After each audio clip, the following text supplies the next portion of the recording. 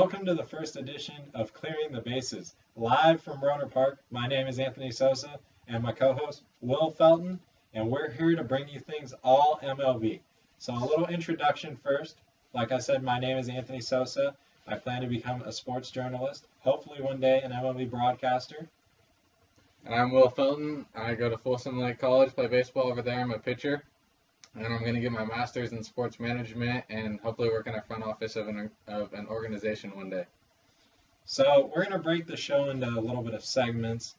So first segment is going to be hot or not. We're going to talk about teams that are hot in the MLB right now and that are really not. So to start it off, we're going to name three teams that are hot: the Houston Astros, the Minnesota Twins, and the New York Mets. Starting with the Houston Astros, their record is 33-20 right now. This is a team that most people expected to not be anywhere in contention at least until like 2017. And with a lot of first-round picks and everything, they're getting the job done. Well, how do you see this team doing?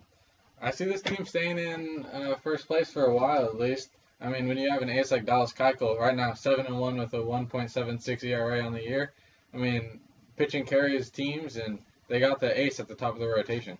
Yeah, the only thing that concerns me about the Astros is that they hit a lot of homers. They don't hit for a high average. Right now they're ranked 27th in average in the MLB.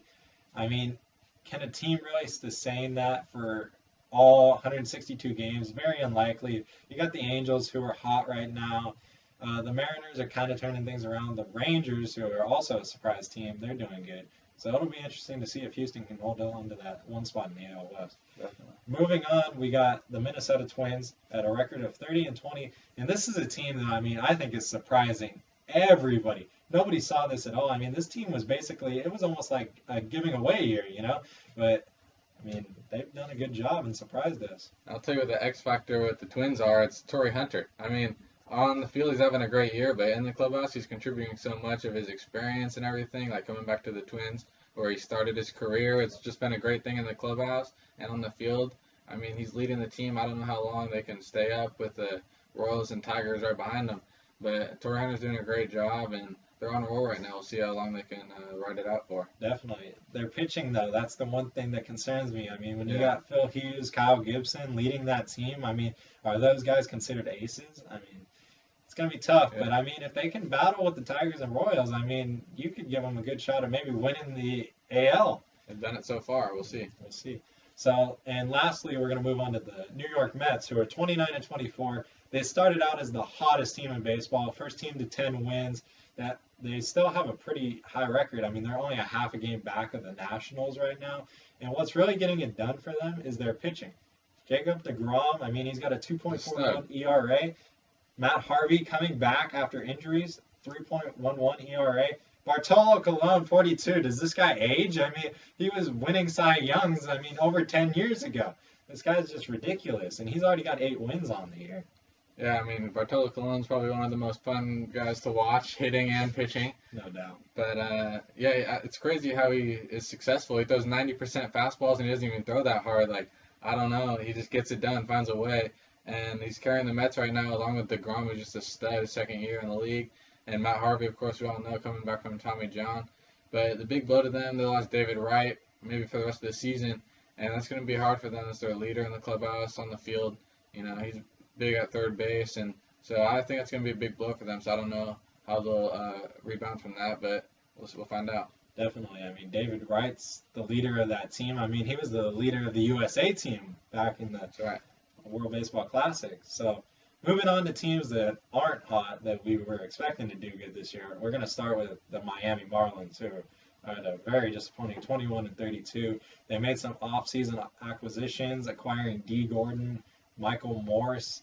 I mean, we thought this team was going to be contending with the Nationals and probably be where the Mets are right now. So what do you think, Will? I don't know what happened to him. Stanton, yeah, he's hitting great power numbers, but he's only hitting 230 on the year. Morse having a bad year. They got D. Gordon, who's hitting unreal. He's like up to like 360 right now.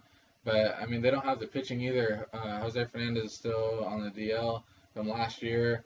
And Dan Herron stepped up for them, but that's about all they got right now. And, the weird thing is, that Dan Jennings situation, GM making himself the manager, like, I don't know what he was thinking. Like, that was the most ridiculous thing I've heard in a long time. I mean, he doesn't have any coaching experience or anything, and he just takes over as manager. Like, how can you just do that in the major leagues? Like, this is not a joke. This is in freaking major leagues, and you gotta have experience. You need to know what to do. So, and Dan Jennings, I don't know. I question him. That's a great point, especially for a team that's struggling. You go to that, you don't bring in maybe an experienced manager. I don't know. They're also injury plagued, like you said. Jose Fernandez, Henderson Alvarez is on the DL, Matt Latos. So their pitching staff's on the DL right now. And Cishek's having a struggling at the closer role. I mean, that's not going to help him out at all. No. If you can't close out games, how are you going to win? Can't. But another team, the Seattle Mariners, 24-28. I mean, come on. This team was projected to go to the World Series. I mean, they got the pitching with King Felix. I mean, James Paxton. They're a solid team. And then you look at the offense. They picked up Nelson Cruz, who's just having a monster year. Yeah. Kyle Seager. I mean, what's going wrong with the Mariners? Cano's having a bad year. He's in 249. It's just 2 home runs so far. But, I mean, with King Felix, Nelson Cruz, I mean, Kyle Seager's having a sneaky good year over there at third base. Like, I don't understand how they're not winning baseball games. I mean, they had Taijuan Walker coming out at spring training. He gave, like, 1 run the whole spring training, but he struggled a little bit. James Paxton's kind of on and off. And, I mean, you got King Felix, who's just unbelievable. But, I mean, they're just not finding ways to win. Sometimes it's more than just the stats. Sometimes you just got to find ways to win. Like we see some of those teams, like we just talked about, the Twins, they're just finding ways to win, and the Mariners aren't. That's a fact. Lastly, we're going to go to a team that's kind of been up and down these past couple years. The Boston Red Sox, 23-29. They really don't have a pitching staff, as that was the main concern coming into the season. They still... Their pitching's not getting it done. But overall, their team's just struggling. I mean, sometimes you watch the Red Sox, you question if they even want to come to the ballpark some days. I don't know. I mean, we knew that they weren't going to have an ace, and everybody knew that after they lost Lester. But they thought with the acquisitions of Sandoval and Hanley, along with Big Papi and Dustin Pedroia, that it would offset it, but it really hasn't. I mean, Sandoval's having a pretty good year. Pedroia's starting to get hot of late, but their pitching is just atrocious, and sometimes you just can't overcome that. And they're lucky they're in a bad division right now. They're only like 4 games out right now. They're 4.5 games out, so. 4.5 games out. I mean, they're still in it, of course, but they're struggling right now. Yeah, it's time to turn it around. It's kind of getting towards mid-season, so time to pick it up, definitely. So that concludes that segment. On to our next segment, we're going to talk about All-Star Game voting. The second ballots were just released for both the AL and NL. For the American League, catching, we have Salvador Perez. At first base, Miguel Cabrera. Second base, Jose Altuve. Third base, Mike Moustakas. Shortstop, Alcides Escobar. The outfielders will be Mike Trout, Lorenzo Cain, Alex Gordon, and DHing will be Nelson Cruz. Now, on the American League side, there's a couple guys you can kind of make a case for that they should be in the All-Star game, or at least leading the votes. Stephen Vogt. He's batting .314. He has 11 home runs, 38 RBIs. He's on a terrible A's team this year, one of the worst in baseball. But he's still having a great year. I mean, he's the bright spot on that team besides from Sonny Gray. So, I mean, Salvador Perez only hitting .282. So I think Stephen Vogt's clearly a better choice. Another position, Josh Donaldson out in Toronto is just having a monster year. And we have Mike Moustakas over here at third base as the leading vote getter. He's having a good year, no doubt. But, I mean, Donaldson, .314, 15 home runs, whereas Moustakas, he's really struggling with his offense. So he is hitting close to 300, I believe, but still. And another guy you could put into the outfield instead of Alex Gordon, who's hitting .268, is Adam Jones, who's at least batting .293. He's got 6 home runs, 26 RBIs. I mean, I don't know. The Royals are dominating that AL side, and it seems like maybe some of the other fans should try to get their players in there, especially when the All-Star game matters so much. What about the NL side? Well, definitely. Moving on to the NL. At catching, you got Buster Posey. First base, Adrian Gonzalez. Second base, D. Gordon. Shortstop, Johnny Peralta. Third base, Matt Carpenter.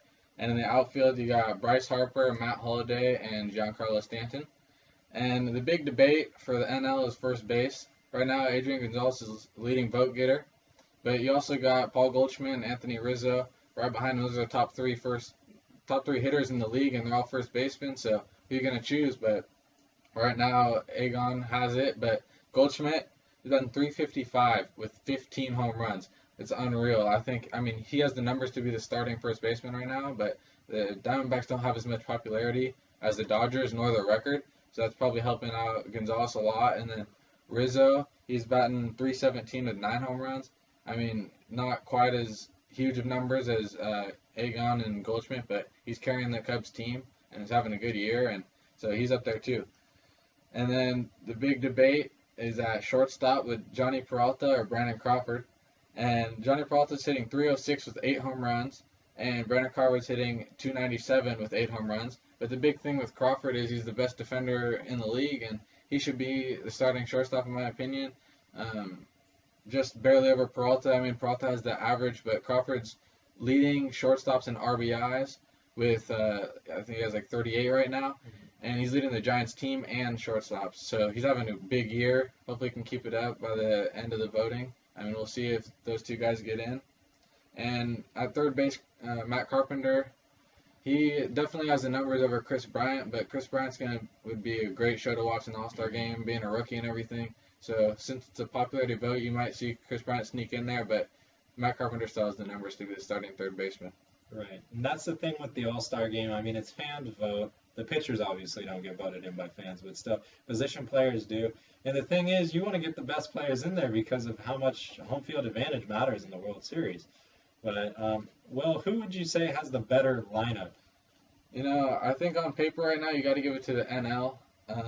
I mean, especially their bench is even deeper because, you know, they don't always play the whole game in the All-Star game and whatnot. But just from the offensive side of it, I mean, Harper, unbelievable year right now. I mean, you got Matt Holliday, who just ended a streak of consecutive games being on base. And Stanton, obviously, with power. I mean, all of their guys from top to bottom, every position, hits, bombs, and even hits for average, too. So, I mean, I would give them the edge right now. No doubt the NL's looking strong, but I mean the AL, you can't argue. You got Miggy, you got Trout. I mean, it's a tough lineup to face. Nobody wants to face those two guys alone. I mean, let alone put them back to back or put them in the same lineup. It's scary. I mean, Jose Altuve. I mean, the All-Star game is going to be fun no matter what. It always is. It never disappoints. So, moving on to our last segment, we're going to make predictions every month for what's going to happen during that month and so on. So, we're going to start off with the first question.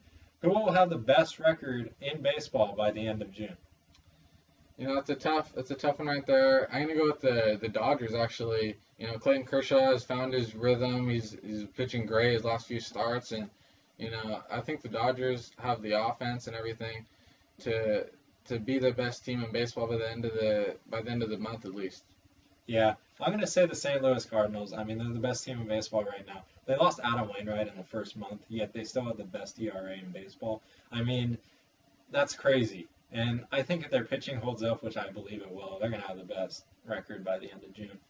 Moving on to the second question, who will be leading the AL Central by the end of June? Right now we got the race between the Tigers, the Royals, and the Twins.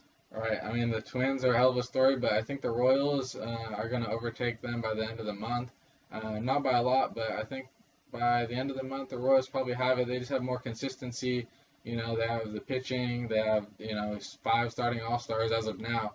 So I think they got a good chance of leading it by the end of the month. Definitely. Yeah, I mean, it would really surprise me if the Twins hold the division lead for much longer. And I think the Tigers, just overall, they're a stronger team. You got David Price. Their pitching rotation's pretty solid. I mean, if Verlander comes back and even does like 50% of what he was back when he was a Cy Young, I mean, that's going to be good enough. And I think they'll take first place. But the third question will be, who's going to have more home runs by the end of June? Bryce Harper or Nelson Cruz? Both with 18 right now. It's a tough call right there. You could go either way. They're both studs. They're both having great years. But I'm going to go with Nelson Cruz, you know, just by maybe a couple home runs. I mean, I think the Mariners could turn it around at any moment. And I think Nelson Cruz, I mean, he's just going to stay hot. Like, there's no stopping that guy. I mean, has great average and great home runs. It's hitting in a tough tough ballpark at Safeco Field, but I mean, he's on my fantasy team. Gotta vote for Cruz right there. Definitely.